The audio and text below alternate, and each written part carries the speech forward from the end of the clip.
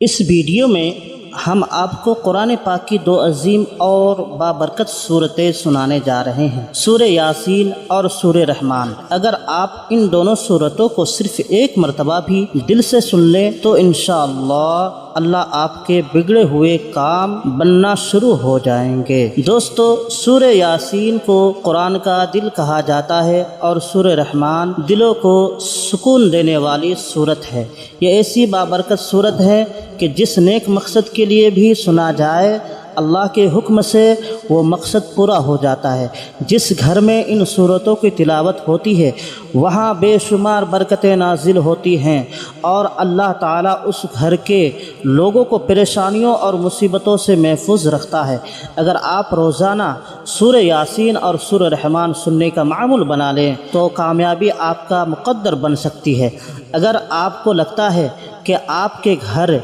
या कारोबार पर किसी का नज़र है, रिज़्क़ में तंगी है, तो अपने घर या दुकान में इन सूरतों को चलाएं। इंशाअल्लाह बुरी नज़र, जादू और दिगर मनफी असरात ख़त्म हो जाएंगे और रिज़्क़ में बेपनाह बरकत होगी। याद रखें, इन सूरतों को सिर्फ सुनना है, लेकिन शर्त यह है सुनना शुरू करें तो मुकम्मल सुनें, अधूरा ना छोड़ें। अगर आप कुरान पाक से मोहब्बत करते हैं तो इस वीडियो को अभी लाइक करें। आखिर में दुआ है कि या अल्लाह, जो लोग सूरह यासीन और सूरह रहमान को मुकम्मल सुनते हैं अपनी रहमत से उनकी तमाम परेशानियां दूर फरमा, उनके बिगड़े हुए काम बना दे और उनकी जायज़ हाजात को पूरा फरमा। आमीन। दोस्तों, कमेंट में आमीन ज़रूर लिखें, क्या पता किसकी ज़ुबान से निकली दुआ कबूल हो जाए। आप अपने दिल में नेक मकसद रखकर इन मुबारक सूरतों को सुने।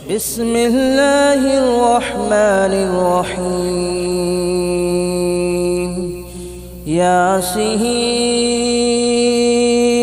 वल क़ुरआनिल हकीम इन्नका लमिनल मुरसलीन अला सिरातिन मुस्तक़ीम तंज़ीलल अज़ीज़िर रहीम लितुन्ज़िर क़ौमन ما أنذر آباؤهم فهم غافلون لقد حق القول على أكثرهم فهم لا يؤمنون إنا جعلنا في أعناقهم أغلالا فهي إلى الأذقان فهم مقمحون وجعلنا من بين أيديهم سدا ومن خلفهم سدا فأغشيناهم فهم لا يبصرون وسواء عليهم أنذرتهم أم لم تنذرهم لا يؤمنون إنما تنذر من اتبع الذكر وخشي الرحمن بالغيب فبشره بمغفرة وأجر كريم إنا نحن نحيي الموتى ونكتب ما قدموا وآثارهم وكل شيء أحصيناه في إمام مبين واضرب لهم مثلا أصحاب القرية إذ جاءها المرسلون إذ أرسلنا إليهم اثنين فكذبوهما فعززنا بثالث فقالوا إنا إليكم مرسلون قالوا ما أنتم إلا بشر مثلنا وما أنزل الرحمن من شيء إن أنتم إلا تكذبون قالوا ربنا يعلم إنا إليكم لمرسلون وما علينا إلا البلاغ المبين قالوا إنا تطيرنا بكم لئن لم تنتهوا لنرجمنكم وليمسنكم منا عذاب أليم قالوا طائركم معكم أئن ذكرتم بل أنتم قوم مسرفون وجاء من أقصى المدينة رجل يسعى قال يا قوم اتبعوا المرسلين اتبعوا من لا يسألكم أجرا وهم مهتدون وما لي لا أعبد الذي فطرني وإليه ترجعون أأتخذ من دونه آلهة إن يردني الرحمن بضر لا تغن عني شفاءتهم شيئا ولا ينقذون إني إذا لفي ضلال مبين إني آمنت بربكم فاسمعون قيل ادخل الجنة قال يا ليت قومي يعلمون بما غفر لي ربي وجعلني من المكرمين وما أنزلنا على قومه من بعده من جود من السماء وما كنا منزلين إن كانت إلا صيحة واحدة فإذا هم خامدون يا حسرة على العباد ما يأتيهم من رسول إلا كانوا به يستهزئون ألم يروا كم أهلكنا قبلهم من القرون أنهم إليهم لا يرجعون وإن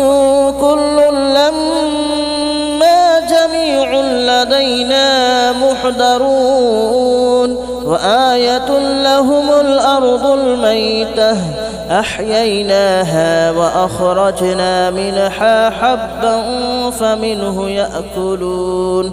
وجعلنا فيها جنات من نخيل وأعناب وفجرنا فيها من العيون ليأكلوا من ثمره وما عملته أيديهم أفلا يشكرون سبحان الذي خلق الأزواج كلها مما تنبت الأرض ومن أنفسهم ومما لا يعلمون وآية لهم الليل نسلخ منه النهار فإذا هم مظلمون والشمس تجري لمستقر لها ذلك تقدير العزيز العليم والقمر قدرناه منازل حتى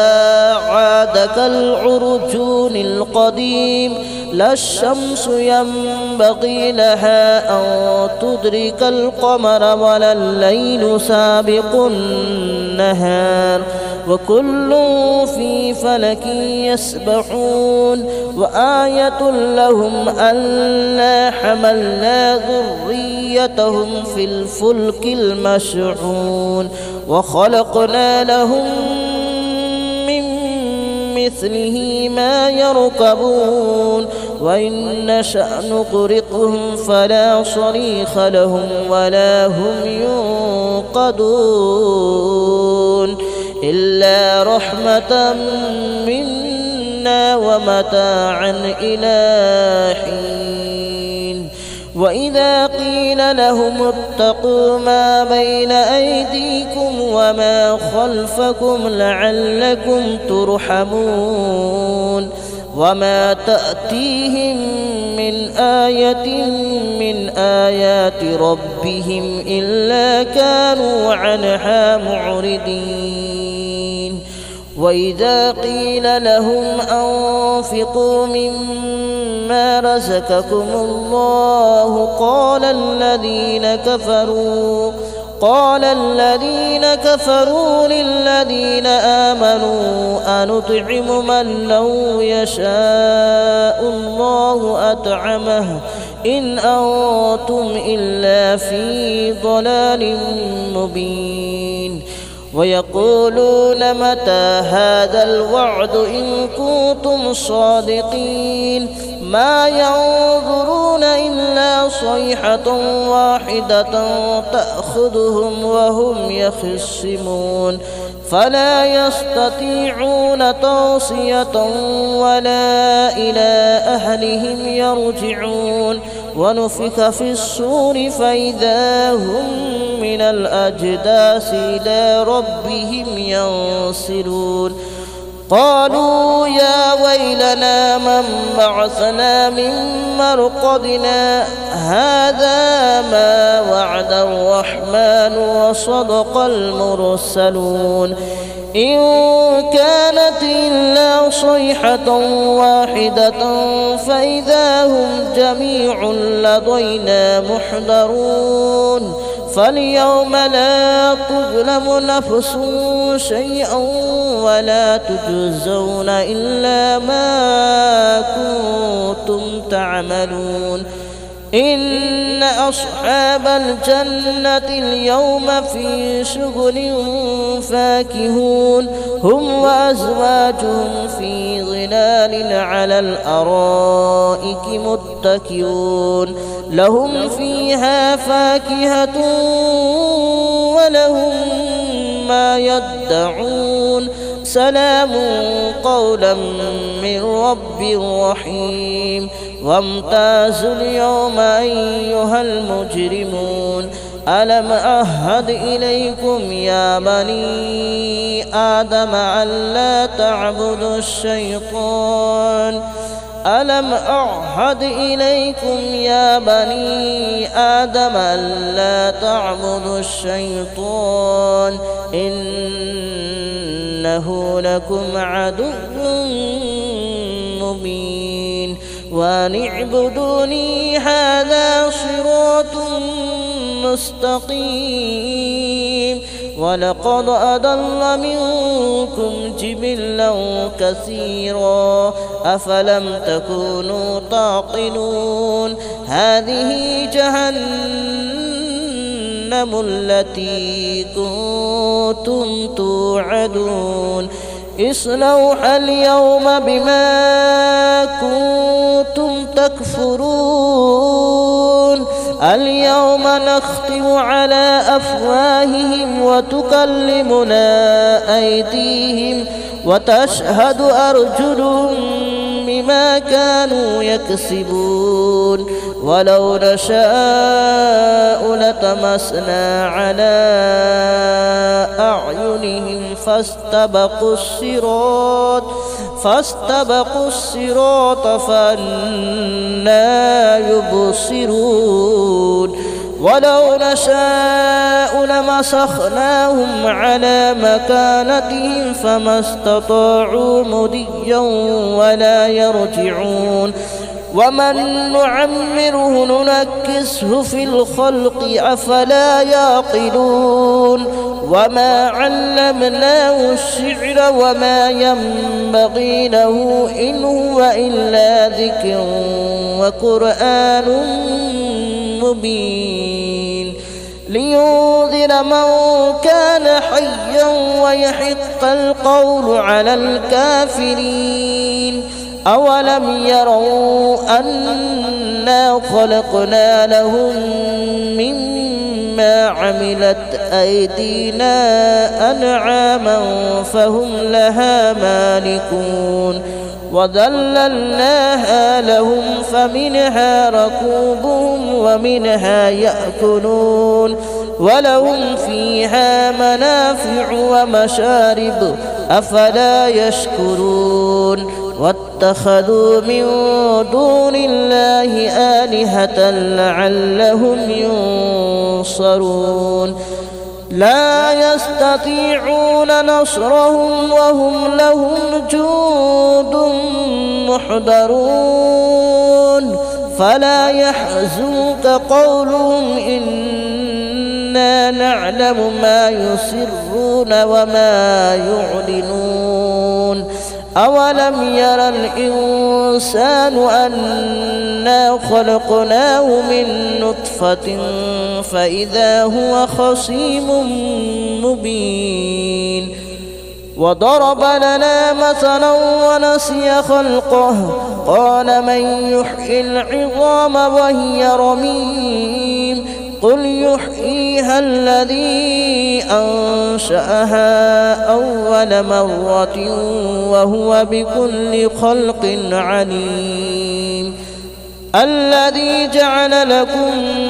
من الشجر الأخضر نارا فإذا أنتم منه توقدون أوليس الذي خلق السماوات والأرض بقادر على أن يخلق مثلهم بلى وهو الخلاق العليم إنما أمره إذا أراد شيئا أن يقول له كن فيكون فسبحان الذي بيده ملكوت كل شيء وإليه ترجعون بسم الله الرحمن الرحيم الرحمن علم القرآن خلق الإنسان علمه البيان الشمس والقمر بحسبان والنجم والشجر يسجدان والسماء رفعها ووضع الميزان ألا تطغوا في الميزان وأقيموا الوزن بالقسط ولا تخسروا الميزان والأرض وضعها للأنام فيها فاكهة والنخل ذات الأكمام والحب ذو العصف والريحان فبأي آلاء ربكما تكذبان خلق الإنسان من صلصال كالفخار وخلق الجان من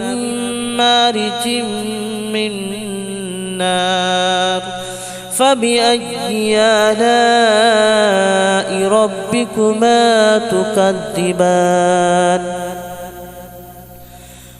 رب المشرقين ورب المغربين فبأي آلاء ربكما تكذبان مرج البحرين يلتقيان بينهما برزخ لا يبغيان فبأي آلاء ربكما تكذبان يخرج منهما اللؤلؤ والمرجان فبأي آلاء ربكما تكذبان وله الجوار المنشآت في البحر كالأعلام فبأي آلاء ربكما تكذبان كل من عليها فان ويبقى وجه ربك ذو الجلال والإكرام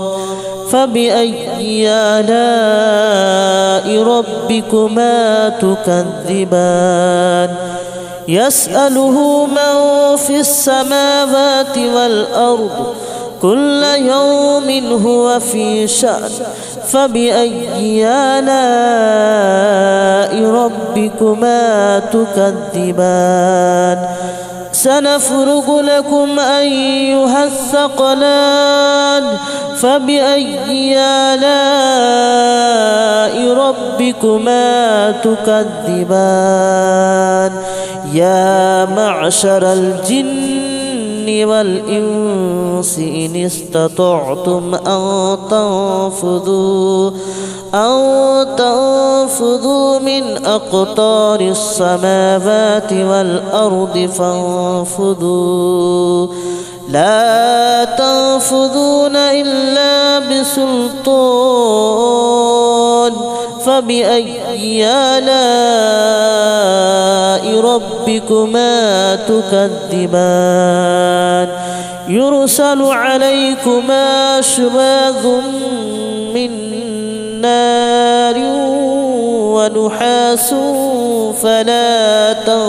تنتصران فبأي آلاء ربكما تكذبان فإذا انشقت السماء فكانت وردة كالدهان فبأي آلاء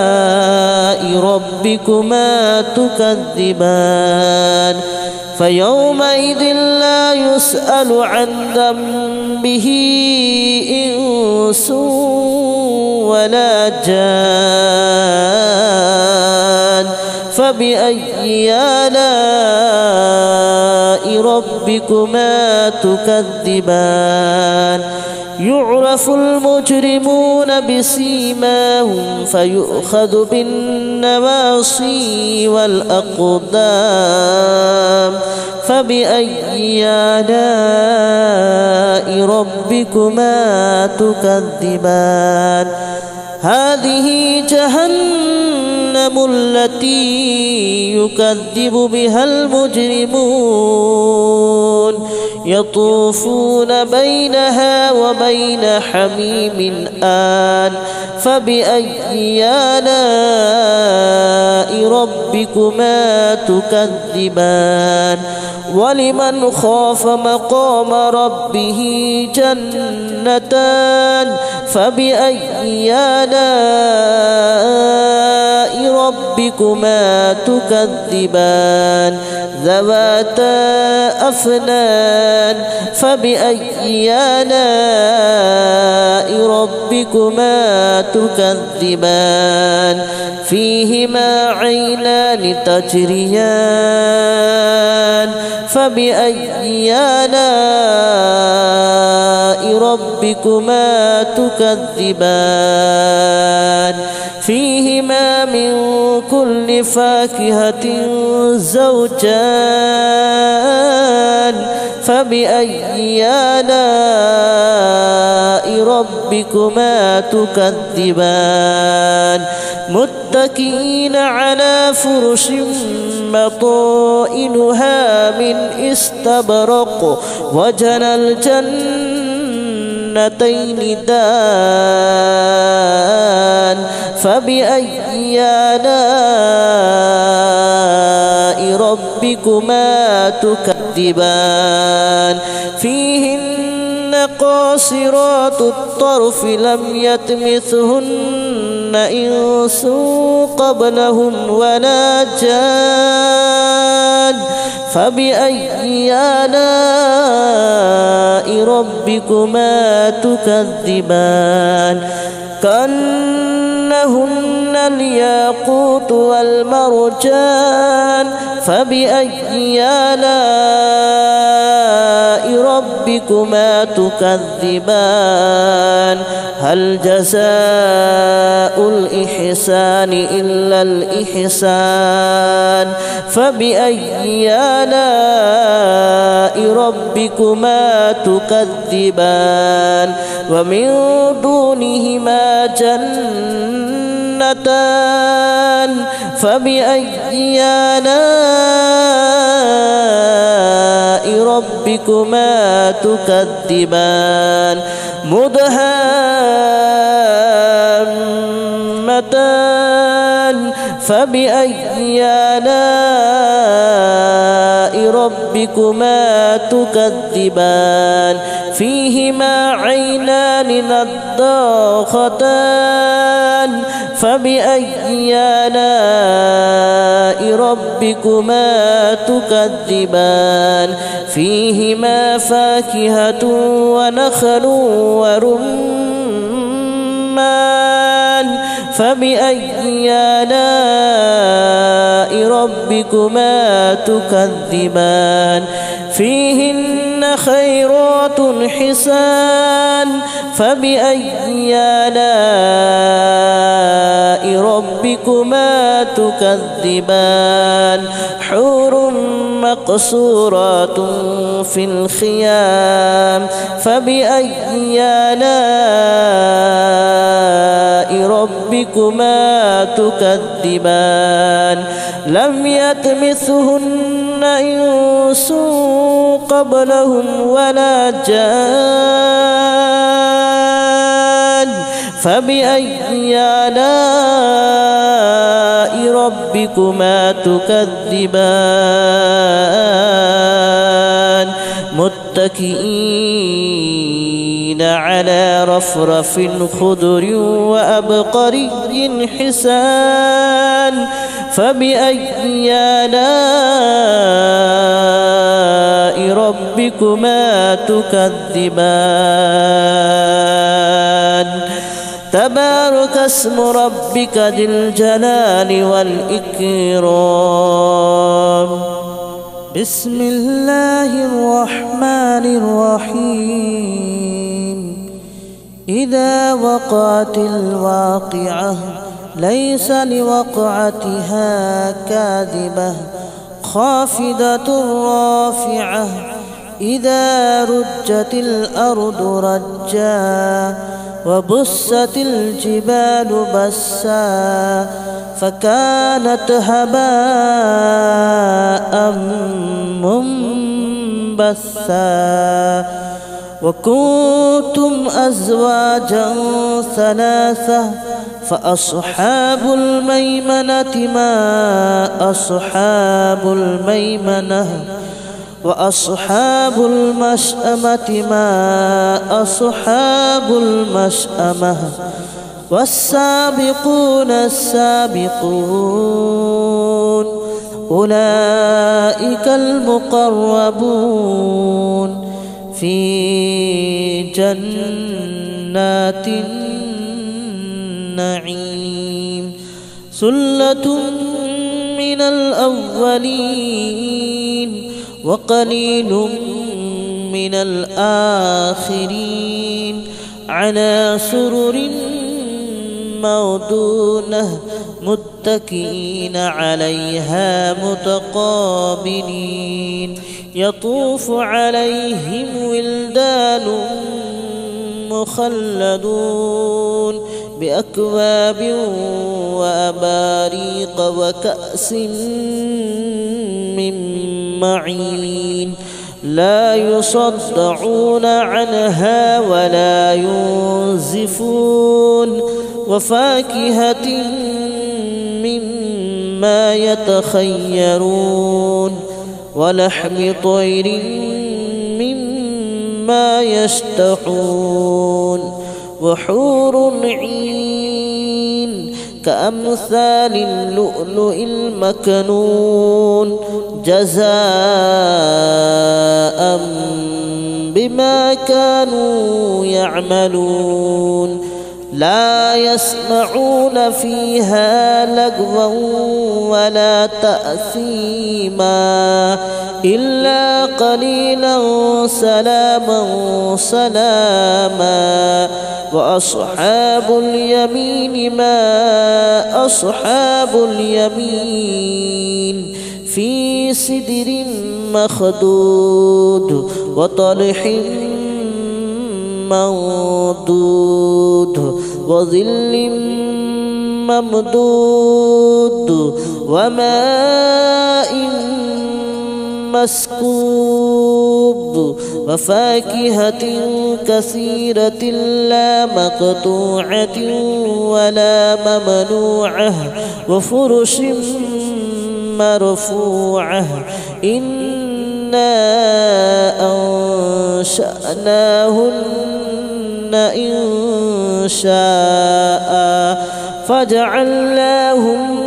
أبكارا عربا أترابا لأصحاب اليمين ثلة من الأولين وثلة من الآخرين وأصحاب الشمال ما أصحاب الشمال في سموم وحميم وظل من يحموم لا بارد ولا كريم إنهم كانوا قبل ذلك مترفين وكانوا يصرون على الحنث العظيم وكانوا يقولون أئذا متنا وكنا ترابا وعظاما أئنا لمبعوثون أو آباؤنا الأولون قل إن الأولين والآخرين لمجموعون إلى ميقات يوم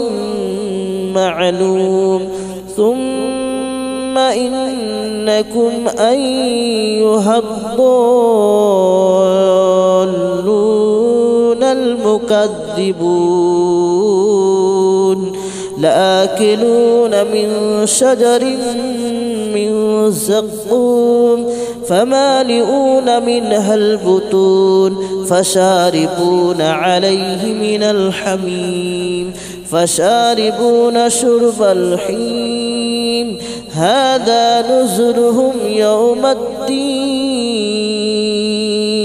نحن خلقناكم فلولا تصدقون أفرأيتم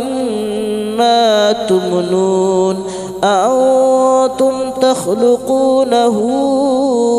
أم نحن الخالقون نحن قدرنا بينكم الموت وما نحن بمسبوقين على أن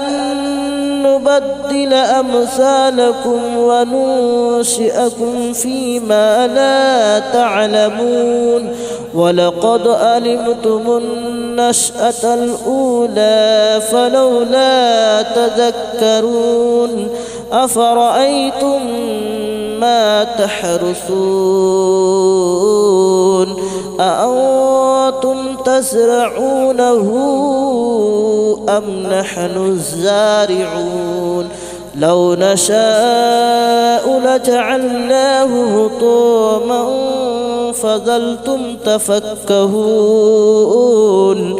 إنا لمغرمون بل نحن محرومون أفرأيتم الماء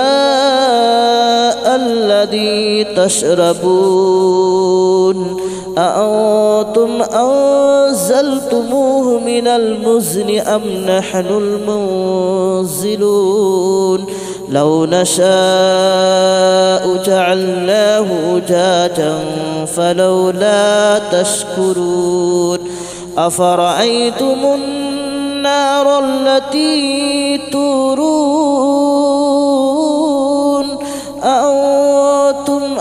أنشأتم شجرتها أم نحن المنشئون نحن جعلناها تذكرة ومتاعا للمتقين نحن جعلناها تذكرة ومتاعا للمقوين فسبح باسم ربك العظيم فلا أقسم بمواقع النجوم وإنه لقسم لو تعلمون عظيم إنه لقرآن كريم في كتاب مكنون لا يمسه إلا المطهرون تنزيل من رب العالمين أفبهذا الحديث أنتم مدهنون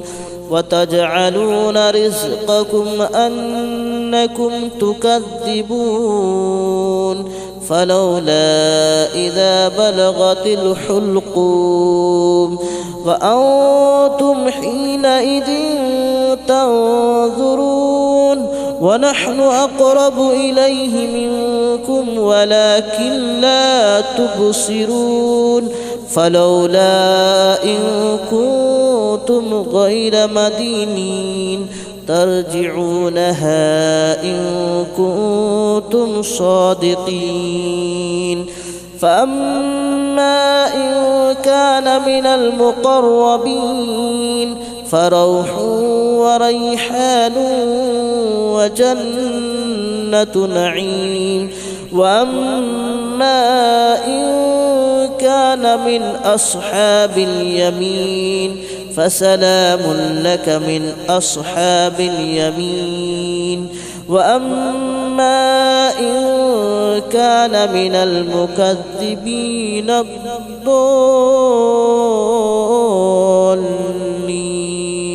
فنزل من حميم وتصلية جحيم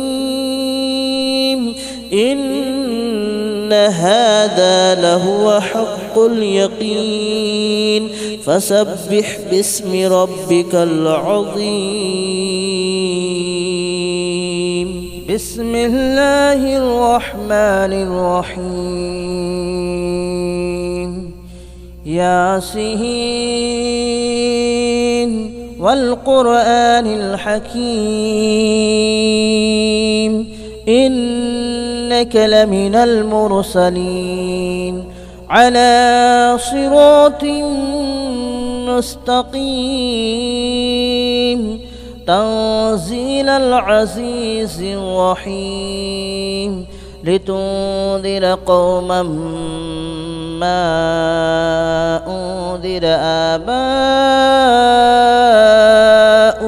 فهم غافلون لقد حق القول على أكثرهم فهم لا يؤمنون إنا جعلنا في أعناقهم أغلالا فهي إلى الأذقان فهم مقمحون وجعلنا من بين أيديهم سدا ومن خلفهم سدا فأغشيناهم فهم لا يبصرون وسواء عليهم أنذرتهم أم لم تنذرهم لا يؤمنون إنما تنذر من اتبع الذكر وخشي الرحمن بالغيب فبشره بمغفرة وأجر كريم إنا نحن نحيي الموتى ونكتب ما قدموا وآثارهم وكل شيء أحصيناه في إمام مبين واضرب لهم مثلا أصحاب القرية إذ جاءها المرسلون إذ أرسلنا إليهم اثنين فكذبوهما فعززنا بثالث فقالوا إنا إليكم مرسلون قالوا ما أنتم إلا بشر مثلنا وما أنزل الرحمن من شيء إن أنتم إلا تكذبون قالوا ربنا يعلم إنا إليكم لمرسلون وما علينا إلا البلاغ المبين قالوا إنا تطيرنا بكم لئن لم تنتهوا لنرجمنكم وليمسنكم منا عذاب أليم قالوا طائركم معكم أئن ذكرتم بل أنتم قوم مسرفون وجاء من أقصى المدينة رجل يسعى قال يا قوم اتبعوا المرسلين اتبعوا من لا يسألكم أجرا وهم مهتدون وما لي لا أعبد الذي فطرني وإليه ترجعون أأتخذ من دونه آلهة إن يردني الرحمن بضر لا تغن عني شفاءتهم شيئا ولا ينقذون إني إذا لفي ضلال مبين إني آمنت بربكم فاسمعون قيل ادخل الجنة قال يا ليت قومي يعلمون بما غفر لي ربي وجعلني من المكرمين وما أنزلنا على قومه من بعده من جود من السماء وما كنا منزلين إن كانت إلا صيحة واحدة فإذا هم خامدون يا حسرة على العباد ما يأتيهم من رسول إلا كانوا به يستهزئون ألم يروا كم أهلكنا قبلهم من القرون أنهم إليهم لا يرجعون وإن كل لما جميع لدينا محضرون وآية لهم الأرض الميتة أحييناها وأخرجنا منها حبا فمنه يأكلون وجعلنا فيها جنات من نخيل وأعناب وفجرنا فيها من العيون ليأكلوا من ثمره وما عملته أيديهم أفلا يشكرون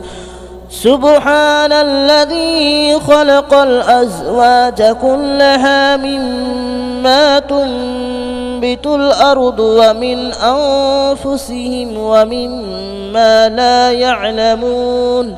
وآية لهم الليل نسلخ منه النهار فإذا هم مظلمون والشمس تجري لمستقر لها ذلك تقدير العزيز العليم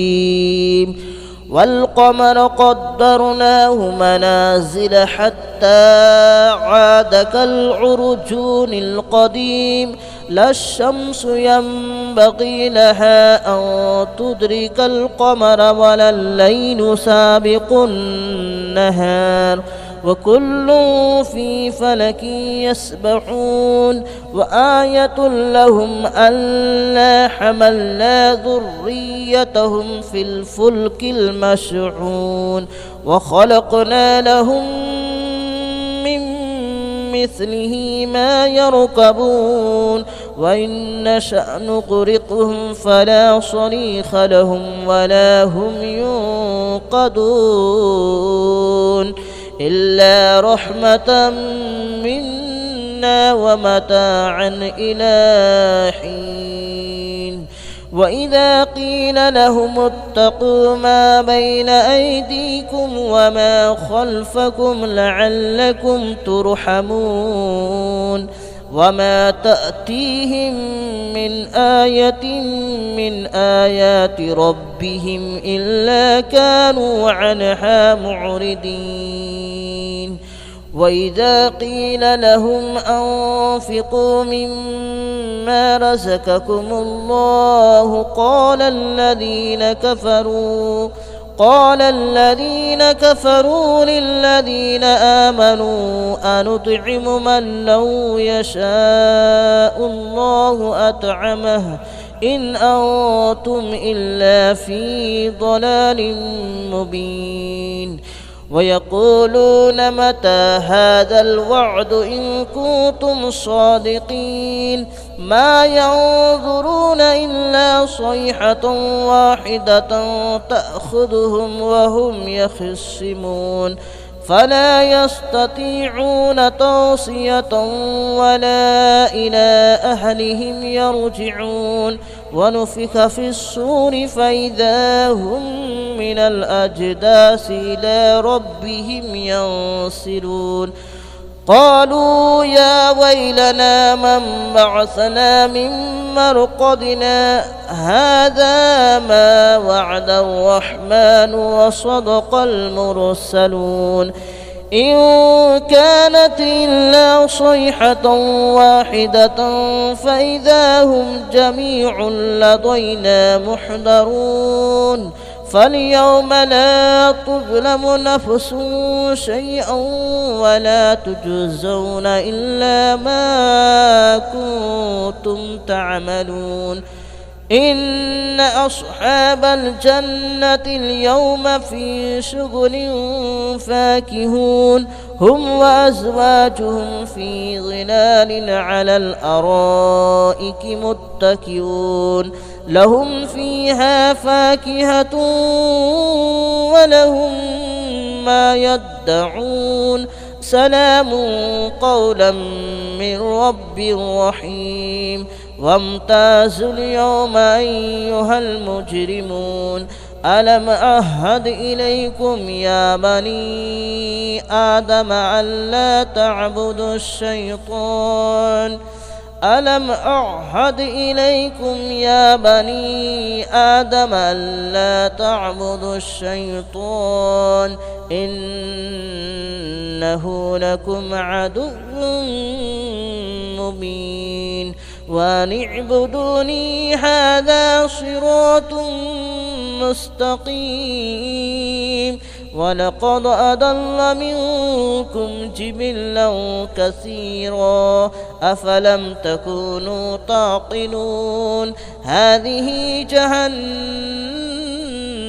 التي كنتم توعدون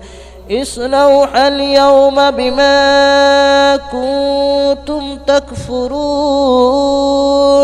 اليوم نختم على أفواههم وتكلمنا أيديهم وتشهد أرجلهم بما كانوا يكسبون ولو نشاء لطمسنا على أعينهم فاستبقوا الصراط فأنى يبصرون ولو نشاء لمسخناهم على مكانتهم فما استطاعوا مضيا ولا يرجعون ومن نعمره ننكسه في الخلق أفلا يعقلون وما علمناه الشعر وما ينبغي له إن هو إلا ذكر وقرآن مبين لينذر من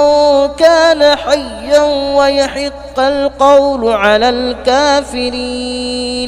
أولم يروا أنا خلقنا لهم مما عملت أيدينا أنعاما فهم لها مالكون وذللناها لهم فمنها ركوبهم ومنها يأكلون ولهم فيها منافع ومشارب أفلا يشكرون واتخذوا من دون الله آلهة لعلهم ينصرون لا يستطيعون نصرهم وهم لهم جند محضرون فلا يحزنك قولهم إنا نعلم ما يسرون وما يعلنون أولم ير الإنسان أنا خلقناه من نطفة فإذا هو خصيم مبين وضرب لنا مثلا ونسي خلقه قال من يحيي العظام وهي رميم قل يحييها الذي أنشأها أول مرة وهو بكل خلق عليم الذي جعل لكم من الشجر الأخضر نارا فإذا أنتم منه توقدون أوليس الذي خلق السماوات والأرض بقادر على أن يخلق مثلهم بلى وهو الخلاق العليم إنما أمره إذا أراد شيئا أن يقول له كن فيكون فسبحان الذي بيده ملكوت كل شيء وإليه ترجعون بسم الله الرحمن الرحيم الرحمن علم القرآن خلق الإنسان علمه البيان الشمس والقمر بحسبان والنجم والشجر يسجدان والسماء رفعها ووضع الميزان ألا تطغوا في الميزان وأقيموا الوزن بالقسط ولا تخسروا الميزان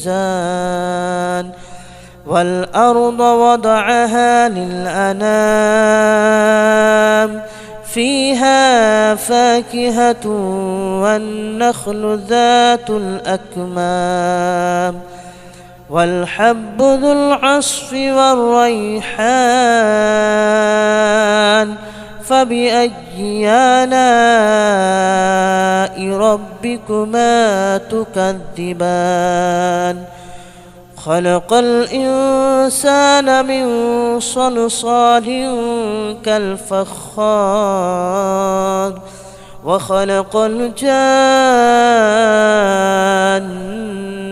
من مارج من نار فبأي آلاء ربكما تكذبان رب المشرقين ورب المغربين فبأي آلاء ربكما تكذبان مرج البحرين يلتقيان بينهما برزخ لا يبغيان فبأي آلاء ربكما تكذبان يخرج منهما اللؤلؤ والمرجان فبأي آلاء ربكما تكذبان وله الجوار المنشآت في البحر كالأعلام فبأي آلاء ربكما تكذبان كل من عليها فان ويبقى وجه ربك ذو الجلال والإكرام فبأي آلاء ربكما تكذبان يسأله من في السماوات والأرض كل يوم هو في شأن فبأي آلاء ربكما تكذبان سنفرغ لكم أيها الثقلان فبأي آلاء ربكما تكذبان يا معشر الجن والإنس إن استطعتم أن تنفذوا من أقطار السماوات والأرض فانفذوا لا تنفذون إلا بسلطان فبأي آلاء ربكما تكذبان يرسل عليكما شواظ من نار ونحاس فلا تنتصران فبأي آلاء ربكما تكذبان فإذا انشقت السماء فكانت وردة كالدهان فبأي آلاء ربكما تكذبان فيومئذ لا يسأل عن ذنبه إنس ولا جان فبأي آلاء ربكما تكذبان يعرف المجرمون بسيماهم فيؤخذ بالنواصي والأقدام فبأي آلاء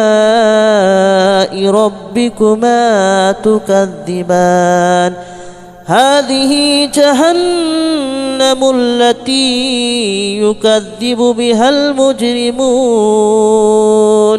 يطوفون بينها وبين حميم آن فبأي آلاء ربكما تكذبان ولمن خاف مقام ربه جنتان فبأي آلاء ربكما تكذبان ذواتا أفنان فبأي آلاء ربكما تكذبان فيهما عينان تجريان فبأي آلاء ربكما تكذبان فيهما من كل فاكهة زوجان فبأي آلاء ربكما تكذبان متكئين على فرش بطائنها من استبرق وجنى الجنتين دان فبأي آلاء ربكما تكذبان فيهن قاصرات الطرف لم يطمثهن إنس قبلهم ولا جان فبأي آلاء ربكما تكذبان كأنهن الياقوت والمرجان فبأي آلاء ربكما تكذبان هل جزاء الإحسان إلا الإحسان فبأي آلاء ربكما تكذبان ومن دونهما جنتان فبأي آلاء ربكما تكذبان مدهامتان فبأي آلاء ربكما تكذبان فيهما عينان نضاختان فبأي آلاء ربكما تكذبان فيهما فاكهة ونخل ورمان فبأي آلاء ربكما تكذبان فيهن خيرات حسان فبأي آلاء ربكما تكذبان حور مقصورات في الخيام فبأي آلاء ربكما تكذبان لم يطمثهن إنس قبلهم ولا جان فبأي آلاء ربكما تكذبان متكئين على رفرف خضر وأبقري حسان فبأي آلاء ربكما تكذبان تبارك اسم ربك ذي الجلال والإكرام بسم الله الرحمن الرحيم إذا وقعت الواقعة ليس لوقعتها كاذبة خافضة رافعة إذا رجت الأرض رجا وبست الجبال بسا فكانت هباء منبثا وكنتم أزواجا ثلاثة فأصحاب الميمنة ما أصحاب الميمنة وأصحاب المشأمة ما أصحاب المشأمة والسابقون السابقون أولئك المقربون في جنات النعيم ثلة من الأولين وقليل من الآخرين على سرر موضونة متكئين عليها متقابلين يطوف عليهم ولدان مخلدون بأكواب وأباريق وكأس من معين لا يصدعون عنها ولا ينزفون وفاكهة مما يتخيرون ولحم طير مما يشتهون وحور عين كأمثال اللؤلؤ المكنون جزاء بما كانوا يعملون لا يسمعون فيها لغوا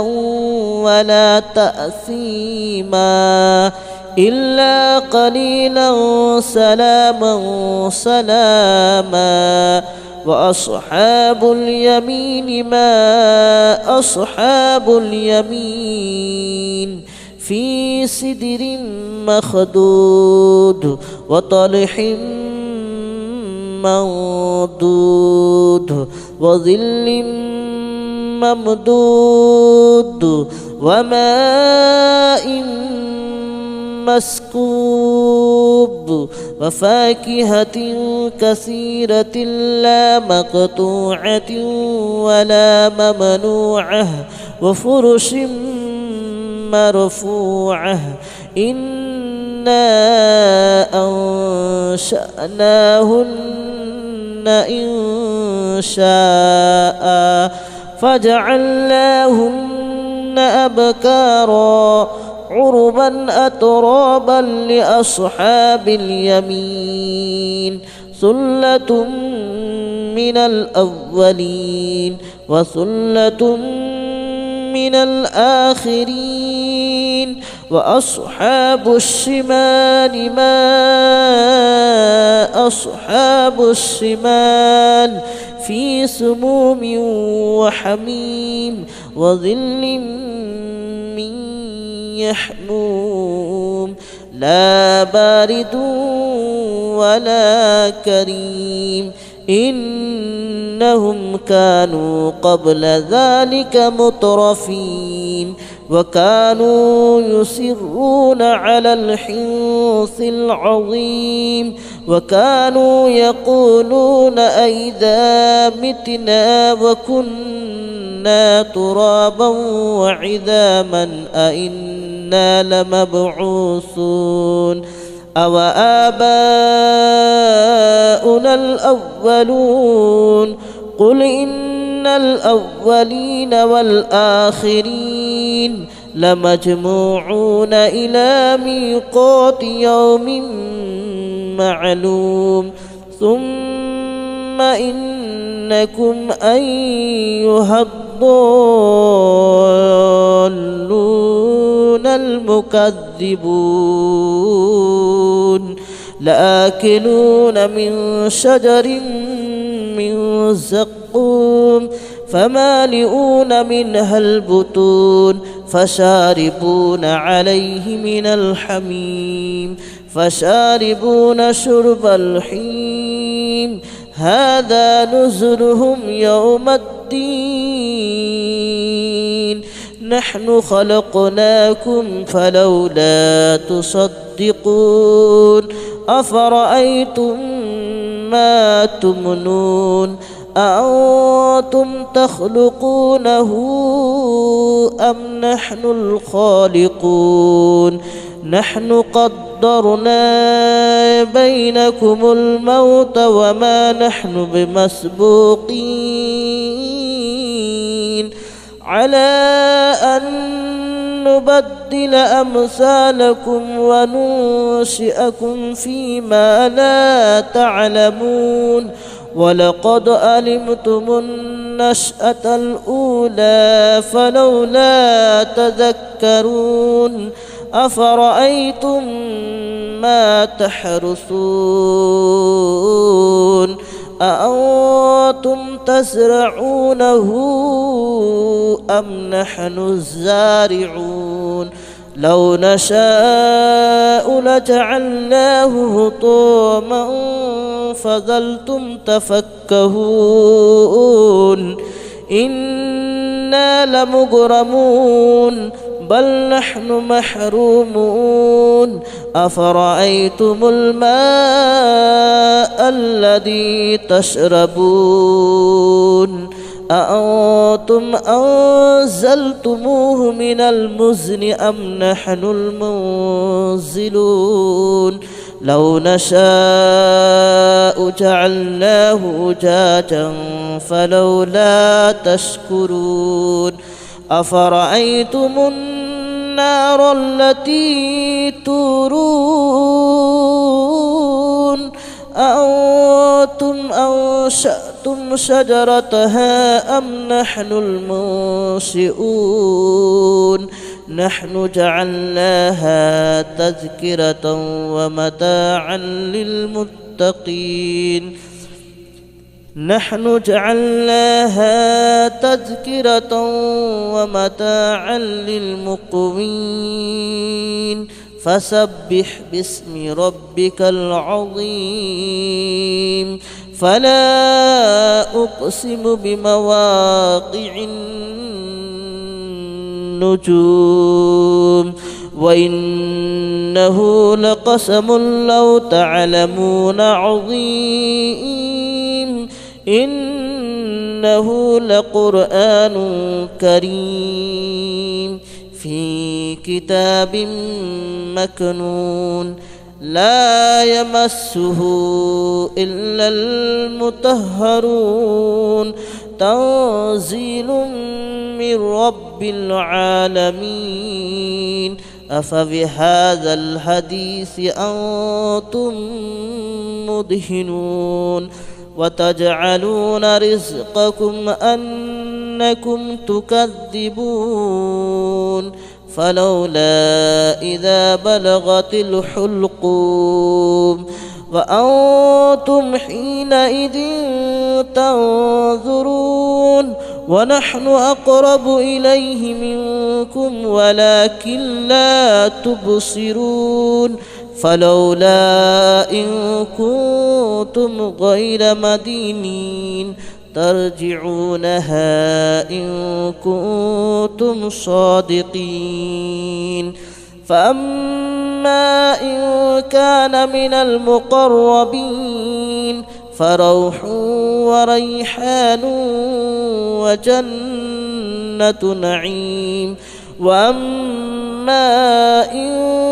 كان من أصحاب اليمين فسلام لك من أصحاب اليمين وأما إن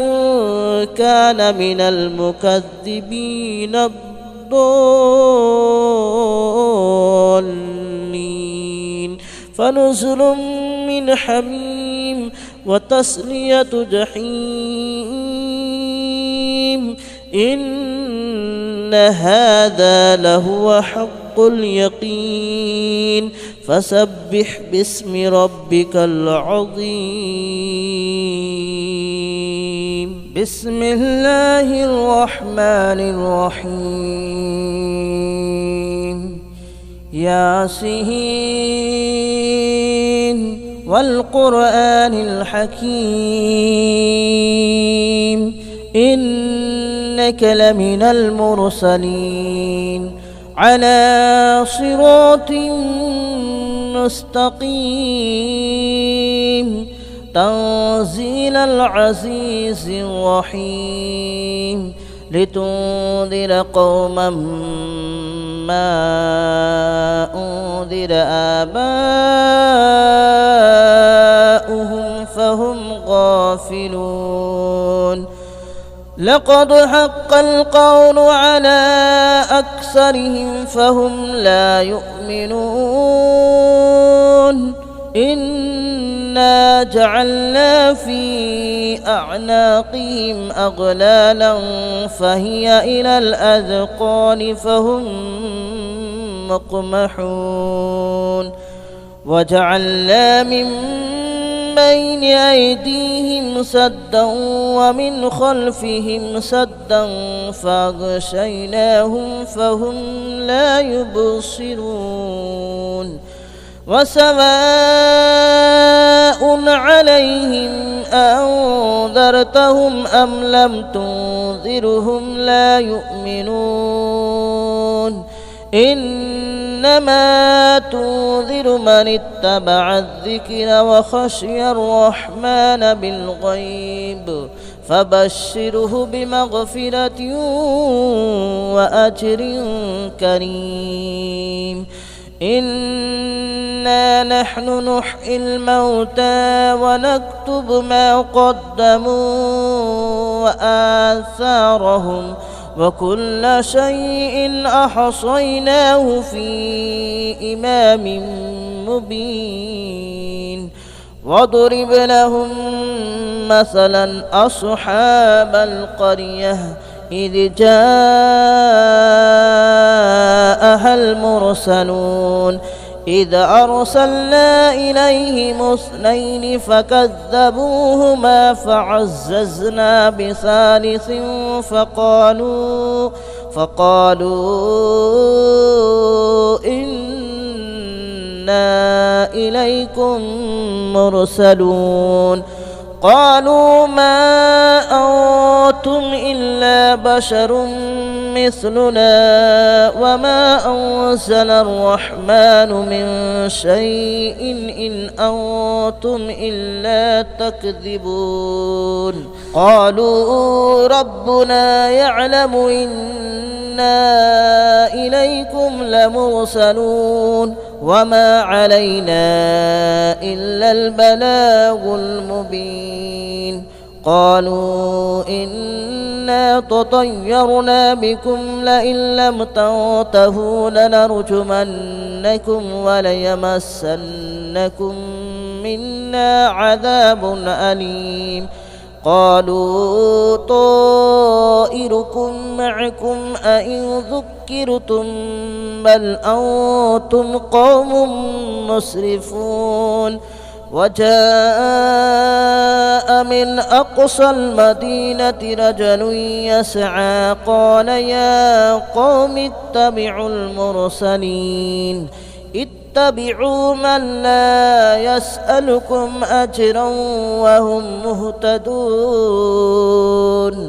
وما لي لا أعبد الذي فطرني وإليه ترجعون أأتخذ من دونه آلهة إن يردني الرحمن بضر لا تغن عني شفاءتهم شيئا ولا ينقذون إني إذا لفي ضلال مبين إني آمنت بربكم فاسمعون قيل ادخل الجنة قال يا ليت قومي يعلمون بما غفر لي ربي وجعلني من المكرمين وما أنزلنا على قومه من بعده من جود من السماء وما كنا منزلين إن كانت إلا صيحة واحدة فإذا هم خامدون يا حسرة على العباد ما يأتيهم من رسول إلا كانوا به يستهزئون ألم يروا كم أهلكنا قبلهم من القرون أنهم إليهم لا يرجعون وإن كل لما جميع لدينا محضرون وآية لهم الأرض الميتة أحييناها وأخرجنا منها حبا فمنه يأكلون وجعلنا فيها جنات من نخيل وأعناب وفجرنا فيها من العيون ليأكلوا من ثمره وما عملته أيديهم أفلا يشكرون سبحان الذي خلق الأزواج كلها مما تنبت الأرض ومن أنفسهم ومما لا يعلمون وآية لهم الليل نسلخ منه النهار فإذا هم مظلمون والشمس تجري لمستقر لها ذلك تقدير العزيز العليم والقمر قدرناه منازل حتى عاد كالعرجون القديم لا الشمس ينبغي لها أن تدرك القمر ولا الليل سابق النهار وكل في فلك يسبحون وآية لهم ألا حملنا ذريتهم في الفلك المشحون وخلقنا لهم من مثله ما يركبون وإن نشأ نغرقهم فلا صريخ لهم ولا هم ينقذون إلا رحمة منا ومتاعا إلى حين وإذا قيل لهم اتقوا ما بين أيديكم وما خلفكم لعلكم ترحمون وما تأتيهم من آية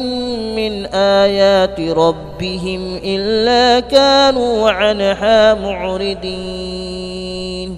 وإذا قيل لهم أنفقوا مما رزقكم الله قال الذين كفروا للذين آمنوا أنطعم من لو يشاء الله أطعمه إن أنتم إلا في ضلال مبين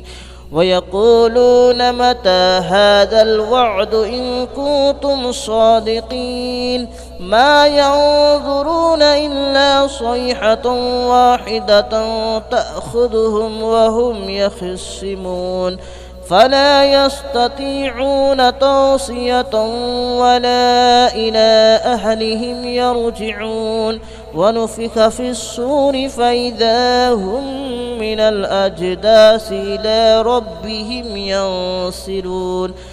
قالوا يا ويلنا من بعثنا من مرقدنا هذا ما وعد الرحمن وصدق المرسلون إن كانت إلا صيحة واحدة فإذا هم جميع لدينا محضرون فاليوم لا تظلم نفس شيئا ولا تجزون إلا ما كنتم تعملون إن أصحاب الجنة اليوم في شغل فاكهون هم وأزواجهم في ظلال على الأرائك متكئون لهم فيها فاكهة ولهم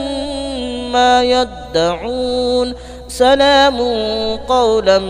من رب رحيم وامتازوا اليوم أيها المجرمون ألم أعهد إليكم يا بني آدم ألا تعبدوا الشيطان ألم أعهد إليكم يا بني آدم ألا تعبدوا الشيطان إنه لكم عدو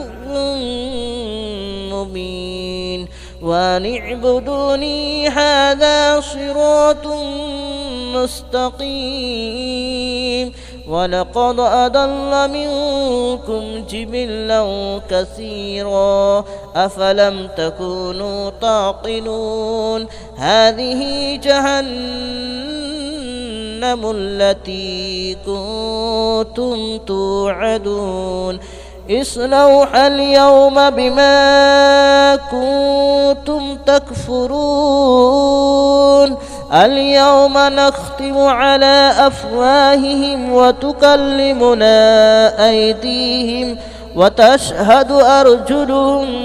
بما كانوا يكسبون ولو نشاء لطمسنا على أعينهم فاستبقوا الصراط فأنى يبصرون ولو نشاء لمسخناهم على مكانتهم فما استطاعوا مضيا ولا يرجعون ومن نعمره ننكسه في الخلق أفلا يعقلون وما علمناه الشعر وما ينبغي له إن هو إلا ذكر وقرآن مبين لينذر من كان حيا ويحق القول على الكافرين أولم يروا أنا خلقنا لهم مما عملت أيدينا أنعاما فهم لها مالكون وذللناها لهم فمنها ركوبهم ومنها يأكلون ولهم فيها منافع ومشارب أفلا يشكرون واتخذوا من دون الله آلهة لعلهم ينصرون لا يستطيعون نصرهم وهم لهم جند محضرون فلا يحزنك قولهم إنا نعلم ما يسرون وما يعلنون أولم ير الإنسان أنا خلقناه من نطفة فإذا هو خصيم مبين وضرب لنا مثلا ونسي خلقه قال من يحيي العظام وهي رميم قل يحييها الذي أنشأها أول مرة وهو بكل خلق عليم الذي جعل لكم من الشجر الأخضر نارا فإذا أنتم منه توقدون أوليس الذي خلق السماوات والأرض بقادر على أن يخلق مثلهم بلى وهو الخلاق العليم إنما أمره إذا أراد شيئا أن يقول له كن فيكون فسبحان الذي بيده ملكوت كل شيء وإليه ترجعون بسم الله الرحمن الرحيم الرحمن علم القرآن خلق الإنسان علمه البيان